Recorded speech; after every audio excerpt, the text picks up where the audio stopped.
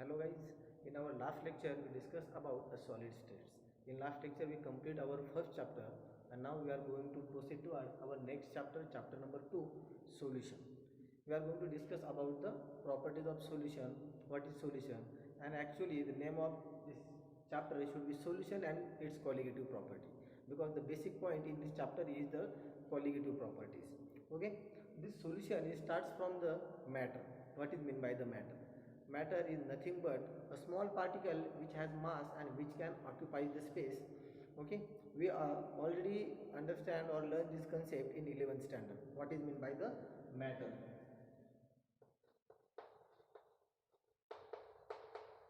Matter is the smallest part which has mass and which can occupy the space is called as the matter. This matter is classified into two types.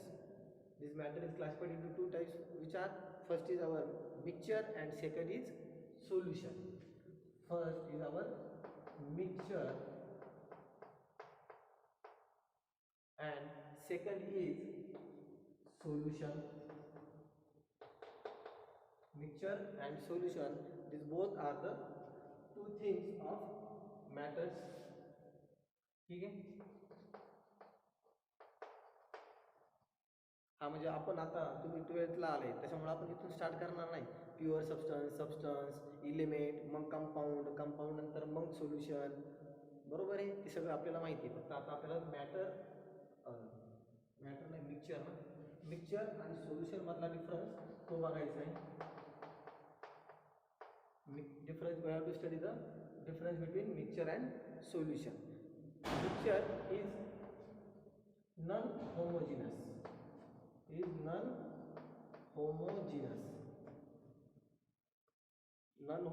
and solution is homogeneous. What is meant by the homogeneous and non-homogeneous, or this non-homogeneous is also called as heterogeneous. Okay, our mixture is heterogeneous and solution is homogeneous. Homogeneous means what? They have a fixed chemical composition throughout. त्याच्या starting पासून end पर्यंत कुठेही जरी major केलं तर त्याचं chemical composition, त्याच्या property, त्याचा मेल्टिंग पॉईंट, बॉइलिंग पॉईंट कुठेही जरी मेजर केलं तर काय ठरणार आहे? तो सेमच असणार आहे. त्याला काय म्हणतो आपण? सोल्युशन. आणि त्याला काय म्हणतो आपण? होमोजिनस. आणि मिक्सचर कसं असतं तर हे हेट्रोजिनस असतं. ठीक आहे. सोल्युशनमध्ये आपण कुठेही जरी मेजरमेंट केली तर आपल्याला काय पाहायला मिळणार आहे? ते त्याच्या सगळ्या प्रॉपर्टी कुठेही जरी मेजर केल्या तरी त्या सारख्याच असणार आहे. ठीक आहे. Solution means what? Solution or true solution means what? It is mixture of two compounds. जे काही आपण इलिमेंट शिकलो होतो ना, जे काही आपल्या पिरियोडिक टेबलचे प्रत्येक इलिमेंट होते, तसंच या सोल्युशनमध्ये काय असतं? It is true solution is mixture of compound more than two substance. त्याच्यामध्ये एकपेक्षा किंवा दोनपेक्षा जास्त सबस्टन्स ज्यावेळेस एकत्र आलेले असतात त्याला आपण काय म्हणतोय? सोल्युशन म्हणतोय. आणि या ट्रू सोल्युशनमध्ये ऑलवेज आपल्याला काय पाहायला मिळणार आहे? या ट्रू सोल्युशनमध्ये always solution is prepared from two substance. Minimum two substance are required for the preparation of solution. First one is solute plus solvent. Solute plus solvent is called as solution. True बद्दल काय जास्त विचार केला नाही तरी चालेल. ठीक आहे. Solution means what? Addition of solute particle and solvent. And water is universal solvent. Water is considered as a universal solvent. आपल्याला सगळ्यात जास्त वॉटर प्रत्येक वेळेस काय असतंय? ॲज अ सॉल्वंट म्हणून कन्सिडर केलं जातं. त्यानंतर परत एक महत्त्वाचं की सोल्यूट कोणाला म्हणायचं आणि सॉल्वंट कोणाला म्हणायचं. जर आपण पाण्यामध्ये साखर टाकली तर आपल्याला लगेच लक्षात येतं की सोल्यूट म्हणजे काय आणि सॉल्वंट म्हणजे काय. Solute particles means what? whatever which is in less in quantity, these particles are considered as a solute particle, and the particles which are more in number is called as solvent. आता पाण्यात साखर उकळायची म्हणजे काय असणार आहे? पाण्याचा amount जास्त आणि साखरेचं प्रमाण कमी असणार. त्यावेळेस आपण त्याला काय म्हणतोय की सोल्यूट काय आहे? तर मग ते साखर आहे. आणि सॉल्वंट काय आहे? तर water. Water is considered as a universal solvent. म्हणजे कुठेही जरी आपल्याला वॉटरचं नाव आलं त्या सोल्युशनमध्ये तर आपण वॉटरला काय कन्सिडर करत असतो? सॉल्वंट कन्सिडर करत असतो. ठीक आहे. पण आता आपण 12th ला आलोय, आपल्याला नीट आणि JEE ही एक्झाम द्यायची आहे. त्यासाठी हे युनिव्हर्सल सॉल्व्हंट जे काय वॉटर आहे हे प्रत्येक वेळेस नसतं. बाय चान्स एखाद्या वेळेसच काय असतं ते रिव्हर्सही झालेलं असतं. वॉटरसुद्धा आपल्याला ॲज अ सोल्यूट म्हणून यूज करता येतं, हे विसरायचं नाही. एकदम रिअर केस असतात त्या की जिथं water is used as a solute rather than solvent. Okay, water is universal solvent but then also we can use it as a solute. Suppose we have 20% ethanol, 20% ethanol. आता हे लक्षात घ्या, हे तुमच्या बुकमध्ये नाही आहे, स्टेट बोर्डच्या बुकमध्ये नाही आहे, हे आपल्याला नीट JEE जास्त फायदेशीर असणार आहे. 20% ethanol means what? This ethanol it consist of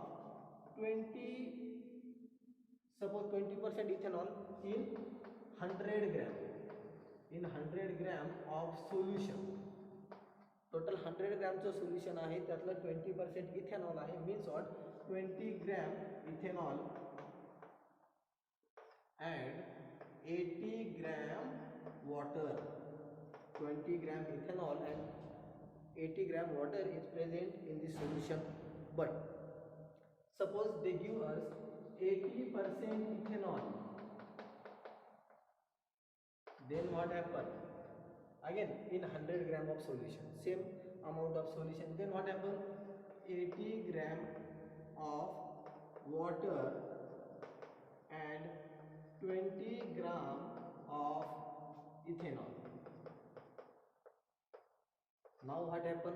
Here water is our solvent, this ethanol is our solute here, and now just here water is our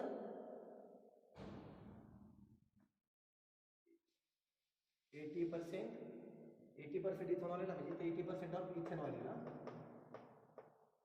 आणि इथं 20% ऑफ वॉटर. ना 80% of ethanol is our solvent and 20 gram of water is our solute. Water शक्यतो आपल्याला solute पाहायला मिळणार नाही, बरोबर आहे, पण याचा अर्थ वॉटर ऑलवेज सॉल्वंटच असेल असं काही नाही.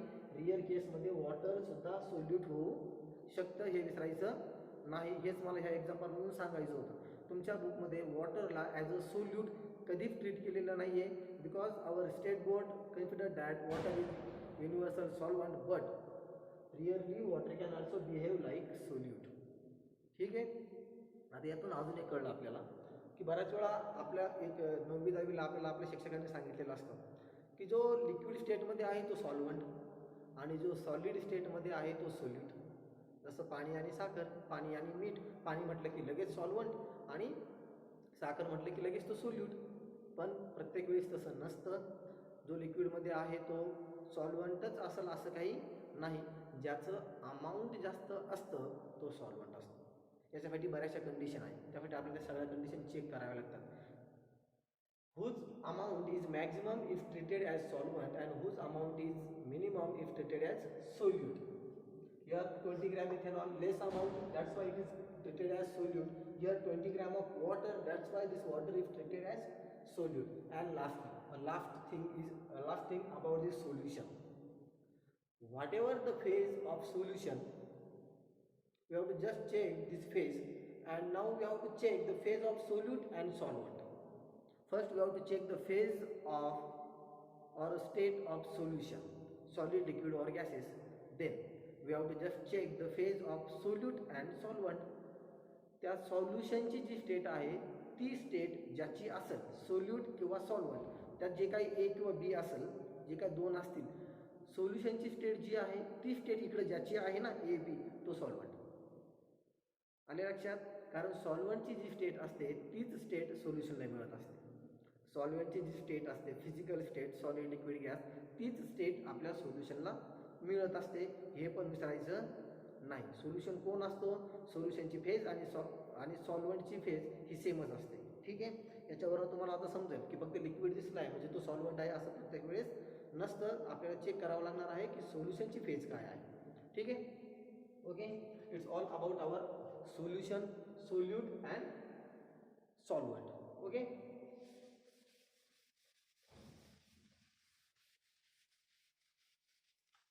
we are going to add some salt in our water, then what happen? If we are going to add some salt in our water, then what happen?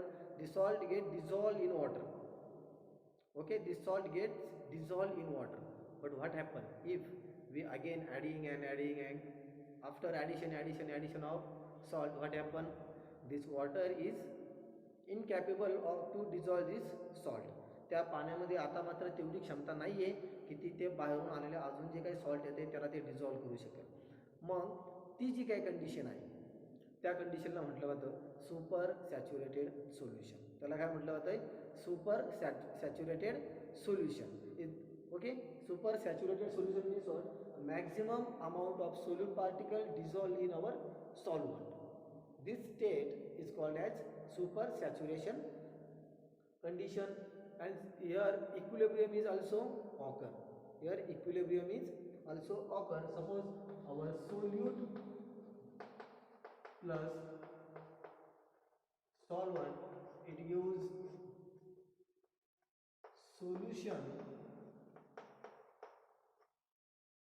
It happen if solute plus solution, then we get solution. But what happen if there is equilibrium state? Again from the solution what we get? Crystallization. आणि याला काय म्हणतो आपण? Association म्हणजे combine होणे, एकत्र येणं. Solute solvent एकत्र आले सोल्युशन मिळून, पण इक्विलिब्रियमला काय होतं? ते परत रिव्हर्सही जाऊ शकतात. म्हणजे परत क्रिस्टलायझेशन, याच्यात जे काही सॉल्टचे पार्टिकल असतील ते परत again they get their original shape. ते परत जे काही लिक्विडमध्ये डिझॉल्व झाले होते ते परत त्याच मिठाच्या आकारामध्ये, त्याचे क्रिस्टलच्या फॉर्ममध्ये आपल्याला परत येऊ शकतात. ती जी काही कंडिशन आहे, किंवा मग परत एक लेवल असते की जर एखादा टँक आपण घेतला किंवा एखादी बकेट घेतली, तिच्यामध्ये जर लिमिट असेल की त्या बकेटमध्ये जर 10 किलो मीठ विरघळत असेल, आणि जर आपण त्याच्यामध्ये 15 किलो मीठ विरघळवलं असेल, ठीक आहे, 10 किलो विरघळत असेल आणि आपण जर 10च विरघळवलं असेल, आणि त्या कंडिशनला म्हटलं जातं सॅच्युरेशन लेवल ऑर इक्विलिब्रियम. जेवढी त्याची त्या पाण्याची त्या मिठाला डिझॉल्व करण्याची जेवढी कॅपॅसिटी आहे तेवढी जर फुलफिल झाली आहे तर त्याला म्हणतो आपण इक्विलिब्रियम. ठीक आहे, किंवा त्यालाच काय म्हणतो आपण? सॅच्युरेशन. जेवढं हवं आहे तेवढं झालं. आणि त्याच्यानंतरही जर आपण एक्स्ट्रा ॲड केली, म्हणजे आपण जर त्याच्यामध्ये अजूनही 5 किलो ॲड केली, तर मात्र आपण त्याला काय म्हणतोय? Super saturation. सुपर सॅच्युरेशनमध्ये परतही त्याचे क्रिस्टल तयार होऊ शकतात, कारण आपण 5 किलो काय केली, जर 15 किलो टाकली तर 5 किलो आपण एक्स्ट्रा ॲड करतोय, त्याच्यामुळे त्याचं सुपर सॅच्युरेशनमुळे ते परत रिटर्नही क्रिस्टलच्या फॉर्ममध्ये येऊ शकतात. ठीक आहे, इक्विलिब्रियम स्टेट समजली आहे. जेवढी त्या सॉल्व्हंटची कॅपॅसिटी असेल, जेवढ्या अमाऊंटमध्ये म्हणजे सोल्यूटचे पार्टिकल डिझॉल्व करू शकत असेल, तेवढे जर डिझॉल्व झाले म्हणजे त्या स्टेजला आपण काय म्हणतो? इक्विलिब्रियम. जेवढी भूक होती तेवढं खाल्लं की इक्विलिब्रियम, त्यापेक्षाही जास्त खाल्लं तर त्याला काय म्हणतो आपण? Super saturation. ठीक आहे.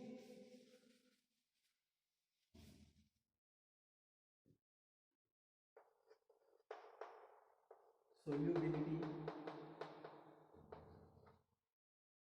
What is meant by the solubility? Solubility is nothing but the amount of solute in mass that can be dissolved in any solvent at a particular or definite temperature. एका particular टेम्परेचरला त्या सॉल्वंटची जेवढी capacity आहे त्याच्यामध्ये त्या सॉल्वंटमध्ये किती प्रमाणामध्ये सोल्यूटचे particle dissolve झाले, त्याच्या व्हॉल्यूममध्ये किती प्रमाणात सोल्यूटचे पार्टिकल डिझॉल्व झाले, त्यालाच काय म्हणतो आपण? Solubility. It is amount of solute which is dissolve in our solvent at a specific temperature. एका स्पेसिफिक टेम्परेचरला. आता हा शब्द जास्त गरजेचा आहे, at a specific temperature, because if we change the temperature then all this properties gets change, because solubility is depend upon temperature. Temperature changes means what? Solubility also changes. Okay, solubility means what? Amount of solute which can dissolve into our solvent at a particular temperature. Particular temperature is the most important word in this definition. Okay, now this solubility is measured in mole per liter. The solubility is, unit of the solubility is mole per liter. Amount of solute particle, amount amount कशात major करतोय आपण? सगळ्या केमिकलचं मोलमध्ये. 1 मोल of solute particle, 2 मोल of solute particle, 3 mole of solute particle. That's why I use here a mole. Per unit volume, सॉल्व्हंटचं जे काही volume असेल त्या व्हॉल्यूम कशामध्ये मेजर करतो आपण? सगळ्यांच्या डोक्यात लगेच आला असेल व्हॉल्यूमचं मेजरमेंट म्हणजे काय असतं. व्हॉल्यूम कशात मेजर करतो आपण? Regularly volume metre cube, centimetre cube. पण लक्षात ठेवायचं, in case of gases and in case of liquid this volume is measured in liter.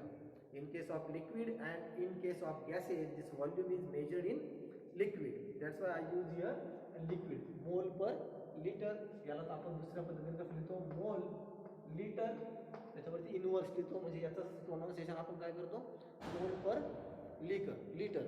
Okay, got it. सोल्युबिलिटीचं युनिट काय? Mole per litre. आता हे मोल म्हणजे काय? किती मोल आहेत पार्टिकलचे, सोल्यूट पार्टिकल. त्याला लिटर म्हणजे आपलं जे काही शेवटचं सोल्युशन बनलंय ते, त्याचं व्हॉल्यूम.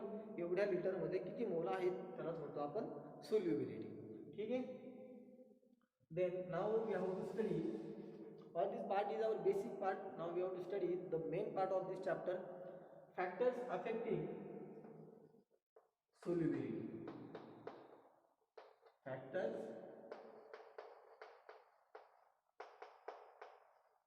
affecting solubility.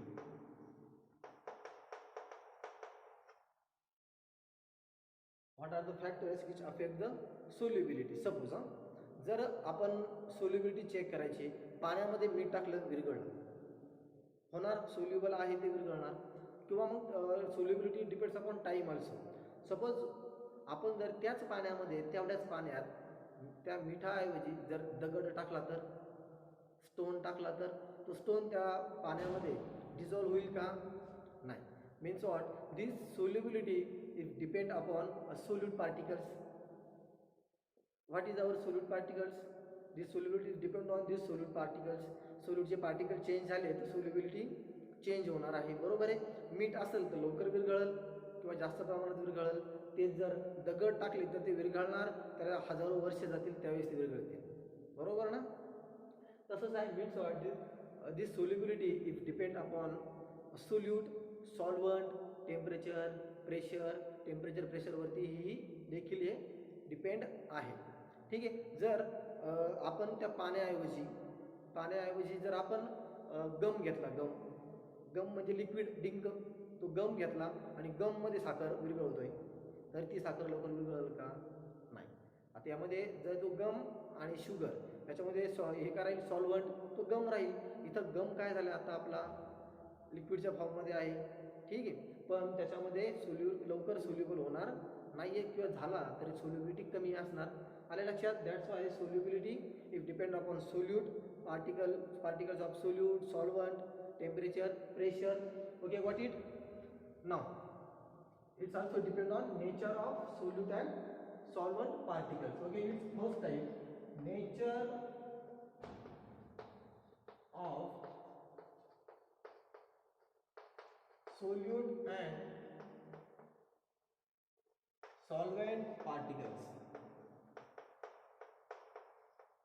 ठीक है. It's depend upon nature of solute and solvent particle. जर सारखेच पार्टिकल टाकले, म्हणजे पाण्यामध्येच पाणी मिक्स केलंय, तर काय होणार आहे? म्हणजे पाण्यामध्ये पाण्याचा अर्थ समजून घ्या. लिक्विडमध्येच लिक्विड मिक्सचर केलंय आणि त्याचं सोल्युशन प्रिपेअर केलंय. एकदम विदिन सेकंद मिक्सचर प्रिपेअर होणार आहे. विदिन सेकंद मिक्सचर प्रिपेअर होणार आहे. पण तेच त्या लिक्विडमध्ये सोल्यूट पार्टिकल जर सॉलिडची टाकले असतील तर मग मात्र काय होणार आहे? त्याच्यामध्ये टाईम लागणार आहे. त्यालाच काय म्हटलं जातं? Like dissolve like. ही जी प्रॉपर्टी आहे याला काय म्हटलं जातं? Like dissolve like. म्हणजे काय की जर सारखे सेम जर त्यांचे स्टेट असतील, त्यांचे फेज त्यांचे फेज म्हणजे सॉलिड लिक्विड गॅसेस ते जर सेम असतील तर मात्र सोल्युबिलिटी जास्त असेल, सोल्युबिलिटी लवकर होईल, फास्टही होईल आणि त्याची सोल्युबिलिटी पण जास्त असेल. ठीक आहे. अँड सेकंड पॉईंट, आता मी हा शॉर्टकटमध्ये लिहिला आहे, लाईक डिझॉल्व लाईक, म्हणजे सेम फेज असतील तर ते लवकर डिझॉल्व होतील, त्याची सोल्युबिलिटी जास्त असेल. ठीक आहे. सेम फेज म्हणजे काय, लिक्विड लिक्विड असेल, सॉलिड सॉलिड सॉलिडचं सोल्युशन बनणार नाही, लक्षात राहू द्या. सॉलिड सॉलिडचं सोल्युशन बनणार नाही. सॉलिड लिक्विडचं बनल, लिक्विड गॅसचंही बनल. आले लक्षात. गॅस गॅसचंही बनल, सोल्युशन गॅस गॅसचंही बनल, पण सॉलिड गॅसचं सोल्युशन होणार नाही. ठीक आहे. त्यानंतर काय आपल्याला, जर सिमिलर फोर्सेस असतील, सिमिलर फोर्स म्हणजे कोणते, intermolecular force, similar intermolecular forces, जे काही दोन लिक्विड किंवा जे काही दोन सबस्टन्स आपण एकत्र टाकले, त्याचं मिक्सचर किंवा त्याचं सोल्युशन आपल्याला प्रिपेअर करायचं आहे, त्यांचं जे काही ॲटॉमिक स्ट्रक्चर असेल त्याच्यामध्ये इंटरमॉलिक्युलर फोर्स असणार आहे. तो जर दोघांचाही सेम असणार आहे तर ते काय होणार आहेत, लवकर सोल्युबल होणार आहेत, लवकर एकमेकामध्ये मिसळणार आहे. ठीक आहे. आता त्याच्यामध्ये महत्त्वाचं अजून एक की if the both elements or both compounds are polar in nature. Polar means what, we already discuss this things in 11th standard. असं dipole which has a pole, and di means two, which has two pole is called as dipole, and polar means of what, which has pole. Suppose HCl, suppose HCl, H2SO4, they has two poles, they has two poles. If two polar compounds are added in our container, then what happen, then their solubility is more. If two polar compounds are added in our container, then solubility is more. If both compounds are polar, आता हे सगळे काय example आहेत, इनक्रीजचे आहेत ना, जास्त max मोर solubility. अजून एक आहे, सगळे काय आहेत, मोर solubility. But if, and another last example, if both compounds are non-polar, दोन्ही कंपाऊंड नॉन पोलर जरी असेल तरी देखील त्याची सोल्युबिलिटी जास्त असते. पण लक्षात ठेवायचं, if one compound is polar and one compound is non polar, then what happen, then their solubility is very low, then their solubility is very low. आले लक्षात. ज्यावेळेस एक पोलर आणि एक नॉन पोलर असेल अशा वेळेस मात्र सोल्युबिलिटी कमी असते, लक्षात आलं पाहिजे. ठीक आहे. सपोज आता लाईक डिझॉल्व, लाईक जर आपण वॉटर आणि H2SO4 ॲड केलं, दोन्ही काय लिक्विड फेजमध्ये आहेत, त्याच्यामुळे ते काय होणार लवकर एकत्र. पण हां, याच्यामध्ये लक्षात ठेवायचा, H2SO4 काय पाहिजे, डायल्यूट पाहिजे, डायल्यूट पाहिजे. कॉन्सन्ट्रेटेडमध्ये जर टाकलं त्याला स्फोट होऊन जाईल. स्फोट टाकायचं असतं डायल्यूटमध्ये. आपल्याला लायब्ररीमध्ये पण डायल्यूट H2SO4 बरोबर रिॲक्शन्स आहेत. कॉन्सन्ट्रेटेडमध्ये वॉटर टाकता येत नाही, वॉटर टाकलं तर स्फोट होतो त्याचा. ठीक आहे, जाळ होतो. आले लक्षात. मग nature of solute and solvent particles.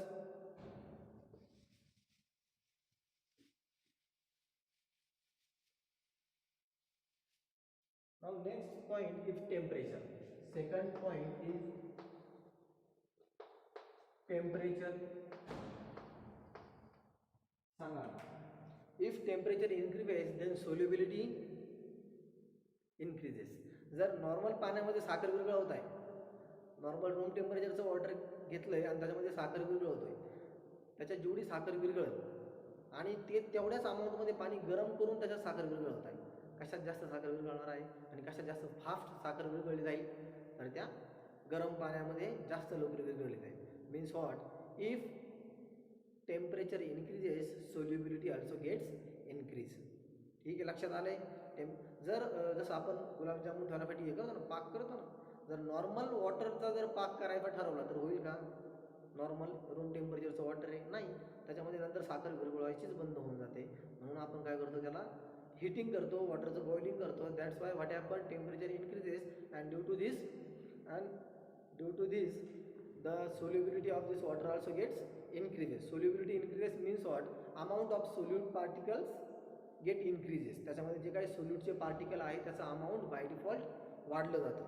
आता हा अनुभव सगळ्यांना घरी आला असेल की थंड पाण्यामध्ये साखर लवकर विरघळत नाही, ती जर गरम पाण्यात साखर असेल तर ती लवकर विरघळते. आणि आता याच्यामध्ये आपला मेन रोल हा लवकर विरघळणे हा मेन रोल नाही आहे, तर थंड पाण्यामध्ये आपण जेवढ्या अमाऊंटमध्ये साखर विरघळवू शकतो त्यापेक्षा जास्त साखर आपण गरम पाण्यामध्ये विरघळवू शकतो.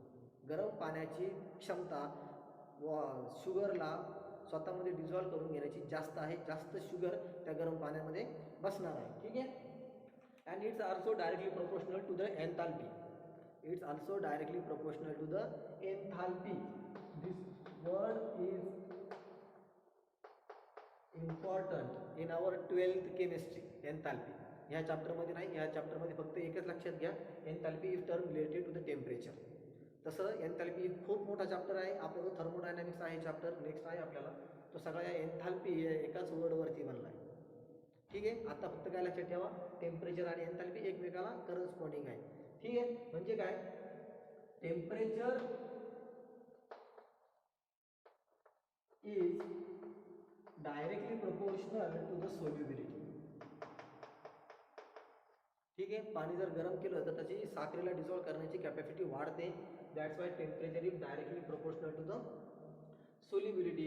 And this rule is discovered by Le शतालिस.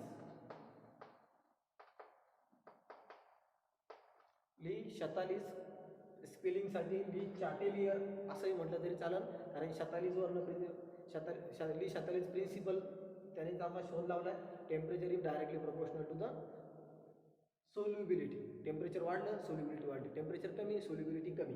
ठीक आहे. प्रिन्सिपल कोणता आहे, ली शतालिस प्रिन्सिपल किंवा ली चाटेलियर्स प्रिन्सिपल. ठीक आहे. लक्षात राहील हा principle. And here there is no relation between solubility and relation तर आहे, but no exact correlation. There is no correlation between solubility, exothermic reaction, endothermic reaction यांच्यामध्ये काही प्रॉपर कोरिलेशन अजून तरी मिळालेलं नाही. There is no correlation between solubility, exothermic, endothermic. ठीक आहे. एक्झोथर्मिक म्हणजे काय, ज्या रिॲक्शनमध्ये हीट जनरेट होते, हीट बाहेर पडते. And endothermic means what, the reaction which absorb the heat. ज्या रिॲक्शन हीट ॲब्झॉर्ब करतात त्या एंडोथर्मिक, आणि ज्या रिॲक्शन हीट बाहेर टाकतात, हीट लूज करतात, त्यांना काय म्हणतो आपण, एक एक्झोथर्मिक. ठीक आहे. आले लक्षात मग. But now this temperature. आता टेम्परेचर बद्दल शिकलोय आपण. जसं आपण आता काय पाहिलं, गरम पाणी, गार पाणी. साखर विरघळती कशामध्ये जास्त, गरम पाण्यामध्ये. But this law is not useful for the gas. Okay. But solubility, star करून घ्या, solubility of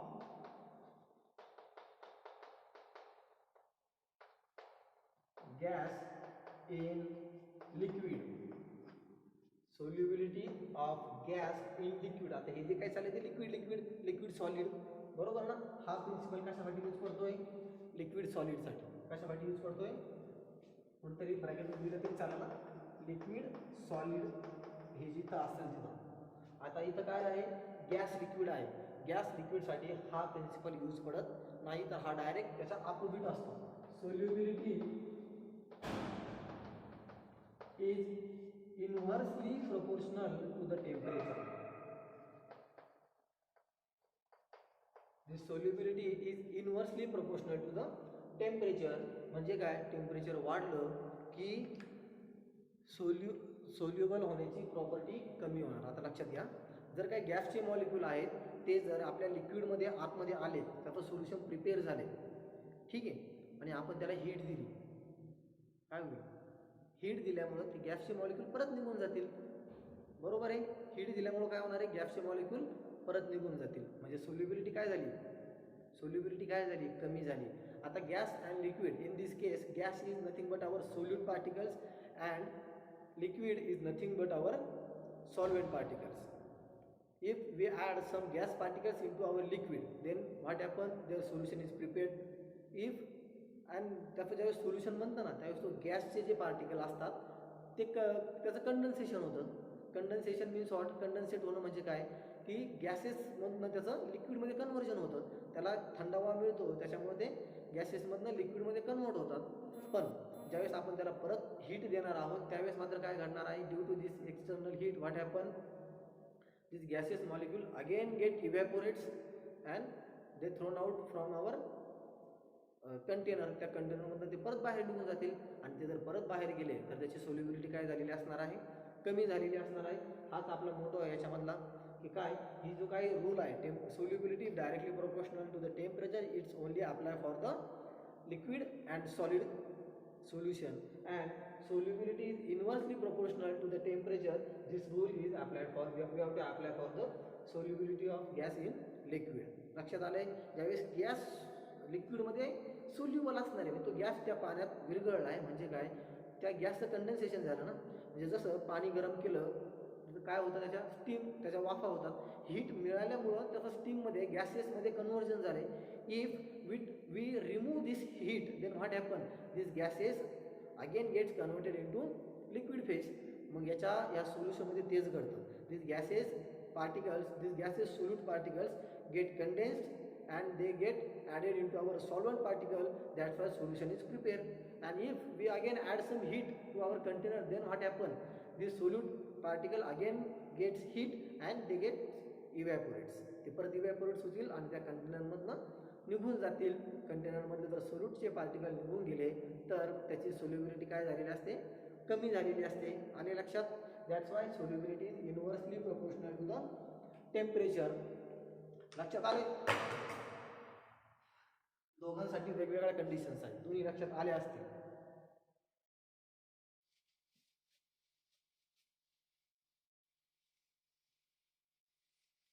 Now our third and last point of this lecture, what about pressure.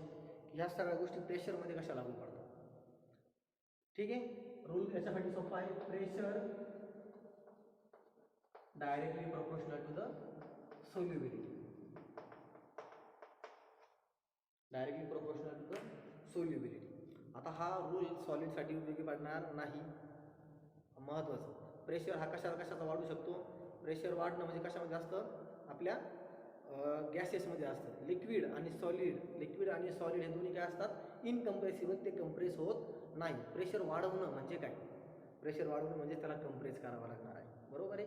पण प्रेशर कशामध्ये वाढवते तुम्ही, फक्त गॅसेसमध्ये. म्हणजे हा रूल कशासाठी आहे, गॅसेससाठी आहे. जर गॅसेस एकत्र आहेत, त्याची काहीतरी सोल्युबिलिटी आहे, आपण त्याला जर त्याचा प्रेशर वाढवून त्याला कंप्रेस करून त्याची सोल्युबिलिटी वाढवू शकतो का, तर निश्चितच हो. जेवढं कंप्रेस करणार त्याच्यात अजून पार्टिकल टाका, परत कंप्रेस करा, पार्टिकल टाका, कंप्रेस करा, सोल्युबिलिटी वाढतेच ना. म्हणजे जसं 4-5 लिटर व्हॉल्यूम लिटरमध्ये असतो ना आपण गॅसेसचा, तर 4 ते 5 लिटर एखादा गॅस असेल आणि आपण त्याला जर कंप्रेस करत करत आपण त्याला एक छोट्याशा ग्लासमध्ये बसू शकतो, बरोबर आहे. झाले ना, मग सोल्युबिलिटी वाढली आहे, व्हॉल्यूम कमी झाले आणि नंबर ऑफ पार्टिकल जास्त, म्हणजे सोल्युबिलिटी काय झाली आहे, जास्त झाली आहे. लक्षात येतं आहे का, व्हॉल्यूम कमी झाले आणि नंबर ऑफ पार्टिकल तर आहे तेवढेच, म्हणजे व्हॉल्यूम कमी झाले म्हणजे सोल्युबिलिटी काय झाली आहे, वाढली. ठीक आहे, सोल्युबिलिटी वाढली आहे म्हणजे फक्त प्रत्येक वेळेस नंबर ऑफ पार्टिकल वाढले पाहिजे असं काही नाही.